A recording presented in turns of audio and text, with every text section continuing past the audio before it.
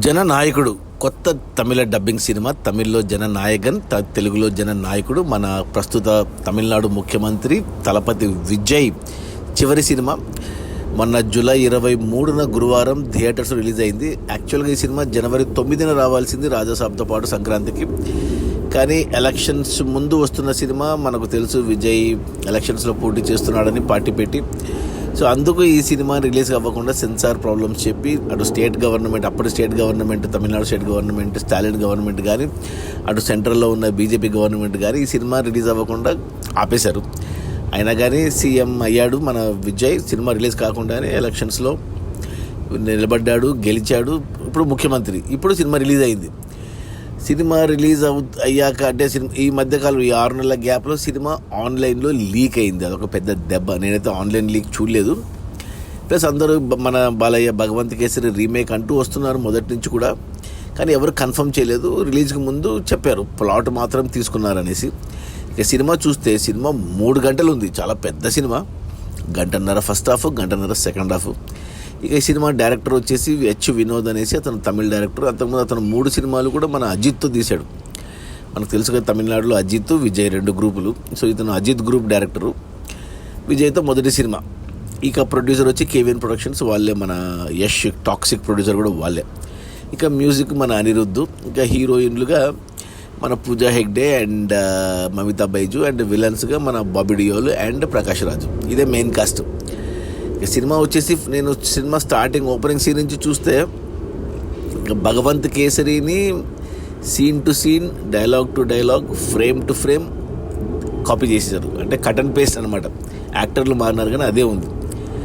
మనకు భగవంత్ కేసరి గుర్తుంటే మీకు ఓపెనింగ్ సీను మనకు జైల్లో ఫైట్ సేమ్ పెట్టారు, డైలాగ్స్ అలాగే పెట్టారు, అంతా అలాగే పెట్టారు. అంటే విజయ్ ఉన్న పార్ట్ మొత్తం ఫస్ట్ హాఫ్లో భగవంత్ కేసరి. మన శ్రీలీల చేసిన క్యారెక్టర్ మమితా బైజు చేసింది, ప్రేమల హీరోయిన్ అమ్మాయి. మనకి తెలుగులో కాజల్ చేసిన క్యారెక్టర్ పూజా హెగ్డే చేసింది. ఇక అంతే. ఇక మనకు తెలుగులో విలన్గా అర్జున్ రాంపాల్ చేశాడు. ఆ క్యారెక్టర్ని బాబీ డియోల్. బట్ విలన్ది స్టోరీ మార్చారు. విలన్ ప్లాట్ అంటే కొద్దిగా పెద్దగా వెళ్ళారు, ఇంటర్నేషనల్ వెళ్ళారు. సో ఆఫ్రికా అంటారు, ప్లస్ ఏదో పెట్టారు. ఇంకా బుల్లి విలన్లుగా మనకు తెలుగులో కామెడియన్స్ని పెట్టారు, ఇక్కడ ప్రకాష్ రాజ్ని పెట్టారు. సో అదొక్కటి మార్చారు ఫస్ట్ హాఫ్లో. అంటే నేను ఫస్ట్ హాఫ్ చూసేటప్పుడు అంటే పాటలు ఏం పెద్దగా లేవు, ఒకే ఒక పాట పెట్టారు ఫస్ట్ హాఫ్లో. ఆ పాటలో మన విజయ్ లాస్ట్ సినిమా కాబట్టి లాస్ట్ డాన్స్ అని చెప్పి ఒక మంచి డాన్స్ బీట్ కూడా ఉంది. ఇక అదే విజయ్, మమితా బైజు వాళ్ళ వరకు Bhagavanth Kesari scene to scene మొత్తం అదే. ఇంకా అంత ఆఖరికి ఇంటర్వెల్ ఫైట్లో కూడా bro I don't care dialogue కూడా పడింది. మధ్యన మనకు బాలయ్య డాకు మహారాజ్ సినిమాలో అంటే హీరోయిన్ మమితా బైజు బాలయ్య సినిమా చూస్తున్నట్టు కూడా జై బాలయ్య కూడా అనిపించారు. అది మళ్ళీ ఎందుకు పెట్టారో తెలియదు, కానీ మొత్తానికి తెలుగులో పెట్టారా, తెలుగు వర్షన్లో. నేను తెలుగు వర్షన్ చూశాను, మరి తమిళ వర్షన్లో ఏం పెట్టారో తెలీదు. సో అలా ఫస్ట్ హాఫ్ అంతా నేను చూస్తే 1.5 గంటలో ఒక 1/2 గంట పాటు మన బాబీ డియోల్ అండ్ ప్రకాష్ రాజ్ ఎపిసోడ్స్ తీసేస్తే అవి అసలు ఏంటేంటో ఉన్నాయి అవన్నీ. మిగతా 1 గంట మాత్రం భగవంత్ కేసరి. అది బాగానే ఉంది సినిమా. 1 గంట భగవంత్ కేసరి ఏదైతే ఉందో అది పర్లేదు, చూడొచ్చు. అది అంటే భగవంత్ కేసరి చూడని వాళ్ళు, ఇది యాక్చువల్లీ తమిళ సినిమా కాబట్టి తమిళ ఆడియన్స్కి భగవంత్ కేసరి చూసిందరు కాబట్టి వాళ్ళకు నచ్చొచ్చు అది. ఇంకా మిగతా 1/2 గంట ఎవరికి నచ్చదు, తమిళలోకి నచ్చదు, మనకు నచ్చదు, ఆ విలన్ ట్రాక్ నచ్చదు. ఇక సెకండ్ హాఫ్ అంటే నాకు ఫస్ట్ హాఫ్లో నాకు నచ్చిన ఎలిమెంట్ ఏంటంటే first half fight, climax, interval fight ఏదైతే ఉందో సేమ్ అదే లొకేషన్లో తీశారు. ఎక్కడైతే భగవంత్ కేసరి ఫైట్ జరిగిందో అక్కడే తీశారు. ఆ ఫైట్లో డైలాగ్స్, డిజైన్ అదంతా బాగా నచ్చింది నాకు. అదొకటి ఫస్ట్ హాఫ్లో అదొకటి. Plus Vijay dance, last dance అది సింగిల్ టేక్లో తీశాడు. అది అంటే లాంగ్ షాట్లో అంటే కట్ చెప్పకుండా బాగా చేశాడు, అది అనిపించింది. ఇక అంతే. ఇక సెకండ్ హాఫ్ వచ్చేసరికి కంప్లీట్ డిఫరెంట్ స్టోరీ. అంటే ఈ సినిమా తీసిన ముఖ్య ఉద్దేశం ఏంటి? ఎలక్షన్స్ ముందు నిజంగా విజయ్ పార్టీ పెట్టాడు, ఎలక్షన్స్ ముందు రిలీజ్ అవుతున్న సినిమా కాబట్టి ఓట్లు కావాలి కాబట్టి ఇంకా సెకండ్ హాఫ్ మొత్తాన్ని ఎలక్షన్స్ కోసమే తీశాడు. అంటే ఇంకా ఏమంటారు, ఇంకా పార్టీ ప్రచారం టీవీకే, మన విజయ్ పార్టీ షార్ట్ ఫామ్. సినిమాలో అతని పేరు కూడా టీవీకే పెట్టుకున్నాడు, పచ్చబొట్టు వేసుకున్నాడు. ఇంకా టీవీకి అంటే ఇంకా తమిళనాడులో అంటే ఒక ప్రాబ్లం చూపించడము, ఆ ప్రాబ్లం సొల్యూషన్ కావాలంటే హీరో రావడము, ప్రాబ్లం చూపించడము, హీరో రావడం, పొలిటికల్ డైలాగ్స్. ఇదే ఉంది. ఆ సెకండ్ హాఫ్లో ఫ్లాష్ బ్యాక్ ఎపిసోడ్ పెట్టుకున్నారు. మనకు తెలుగులో కూడా ఉంటుంది ఫ్లాష్ బ్యాక్ ఎపిసోడ్, అది వేరే పొలిటికల్ టచ్ ఉంటుంది దాంట్లో. కానీ దీంట్లో కంప్లీట్ పొలిటికల్ టచ్ పెట్టుకున్నారు. అక్కడ ఇంకా ఏంటంటో ఇక మధురై బ్యాక్ డ్రాప్లో అంటే నమ్మశక్యంగా ఉండవన్నమాట ఈ ప్రాబ్లమ్స్ అన్నీ. ఇంకా జనాలు ఇష్టం వచ్చినట్టు చంపుతుంటారు, కాలుస్తుంటారు.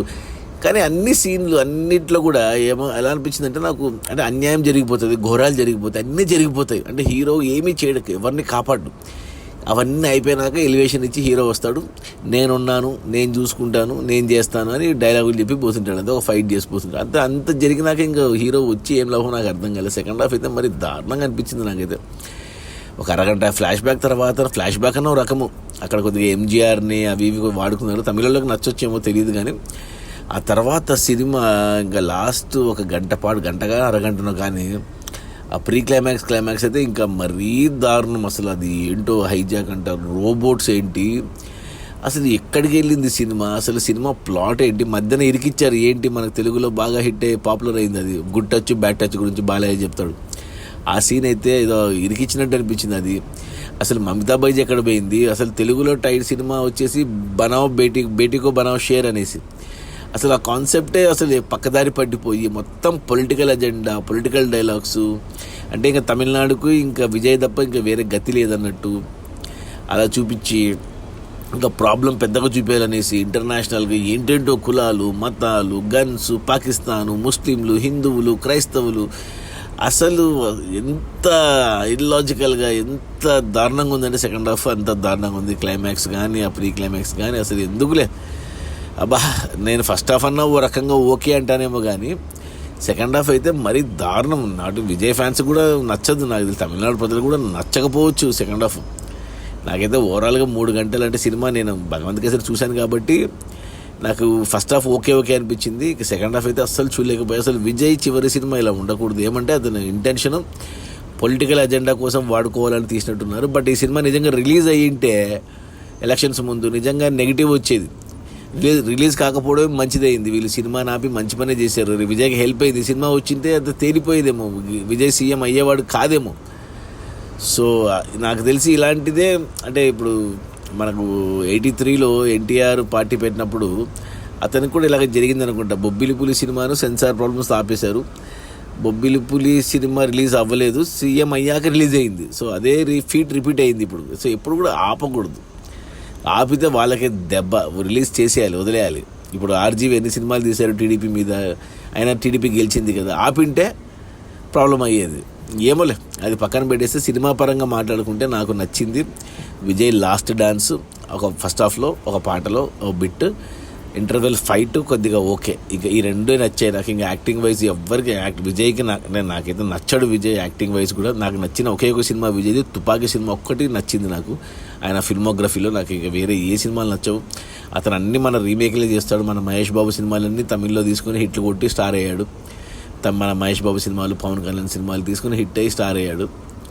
నాకు ఎందుకంటే నచ్చాడు విజయ్. బట్ సీఎం అయ్యాడు, ఓకే, కంగ్రాచులేషన్స్. అది పక్కన పెట్టేస్తే ఇక మమితా బైజు మిస్కాస్ట్, శ్రీలీలను చూశాం కాబట్టి అసలు అమ్మాయి అసలు సెట్ మిస్కాస్ట్. పూజా హెగ్డే ఉన్నా లేనట్టే. ఉన్నవారిలో కొద్దిగా పర్లేదు అనుకుంటే బాబీ డియోల్కి మంచి స్కోప్ ఉన్న పర్ఫార్మెన్స్ పడింది. అతని ఫ్లాష్ బ్యాక్ కూడా అంత లాజికల్గా అనిపించదు. ఇక ప్రేమని ఉంది కానీ వేస్తే, ఇక ప్రకాష్ రాజ్కి చాలా రోజుల తర్వాత ఒక ఫుల్ లెంత్ క్యారెక్టర్. అంటే ఒకప్పుడు 20 ఏళ్ళ క్రితం చూసుకుంటే ప్రకాష్ రాజ్ మెయిన్ విలన్గా ఉండేవాడు, ఇప్పుడు సైడ్ విలన్ అయిపోయాడు. బట్ పర్లేదు ప్రకాష్ రాజ్కి. అంతే బ్యాక్గ్రౌండ్ మ్యూజిక్ అయితే అనిరుద్ధ్ ఏం కొడుతున్నాడు ఏంటో. ఒక చోట మాత్రం బ్యాక్గ్రౌండ్ నచ్చింది నాకు. ఒక సీన్లో ఒక ఫారెన్ అంటే ఇంగ్లీష్ పాటలాగా వచ్చింది. అదొక్కటి బాగుంది. ఇంక మిగతా అంతా గోల. ఇక అంతే. డైరెక్టర్ పాపం హెచ్ వినోద్, మరి ఆయన పేరు వేసుకున్నాడు కానీ ఆయన తీసినట్టు లేదు. ఇది విజయ్ తీసినట్టు అనిపించింది నాకైతే సినిమా. ఇది political propaganda movie second half అయితే. సో నాకైతే ఓకే ఓకే కూడా అనకూడదు. నా రేటింగ్ వచ్చి 2/5 ఓకే అంటాను. అది కూడా ఇంకా strictly for Vijay fans, strictly for Tamil Nadu people. Telugu వాళ్ళకైతే కాదు ఈ Jana Nayagan. But whatever said and done, he is the chief minister of Tamil Nadu. So congratulations to CM Joseph Vijay.